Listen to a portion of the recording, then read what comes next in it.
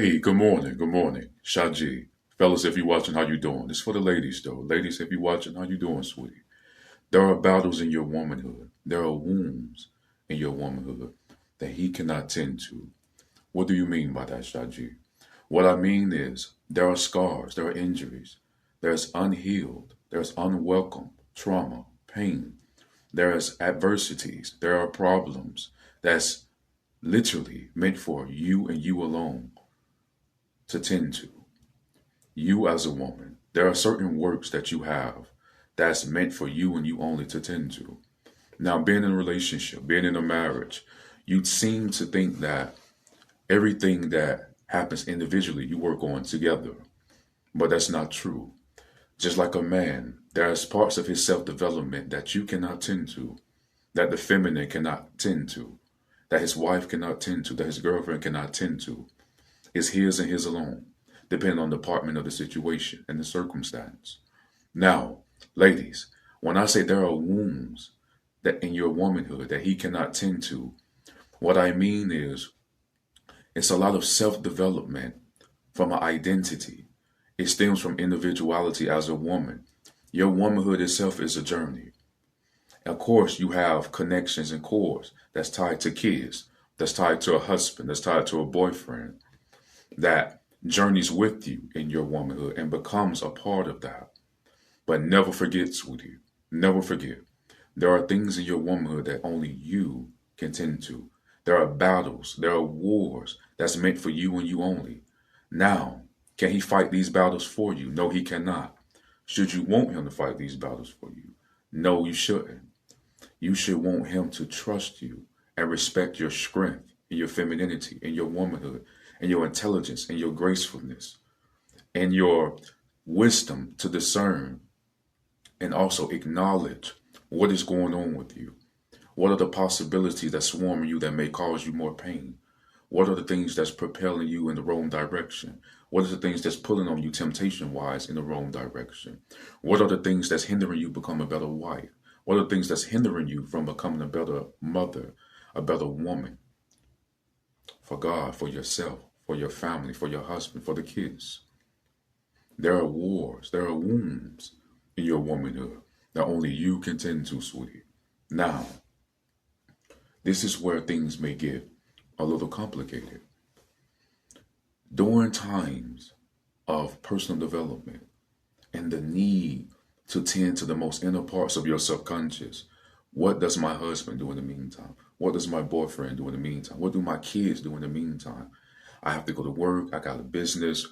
I have to tend to my roles as a woman, self-care, self-love. I plug into the Most High, the source, if you have a religious or spiritual path.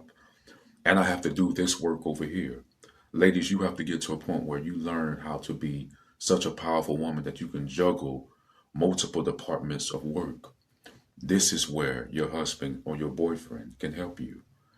You have to understand when you're dealing with a man, hopefully you're dealing with a man of a certain powerful mental and emotional state, as well as spiritual state, to withstand such bodies of work. Because in manhood, he has many bodies of work that he has to tend to daily at one time as well. But that's another video. You juggling different bodies of work, the kids, the job, the business, self-care, self-development, plugging into your husband, plugging into the Most High, plugging into yourself. Different bodies of work require different answers, different tactics.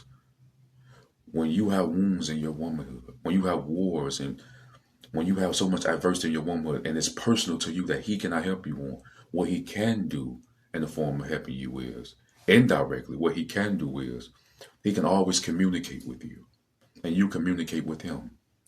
He has to always let you know that, listen, an open door for communication, for transparency, for comprehension, for real.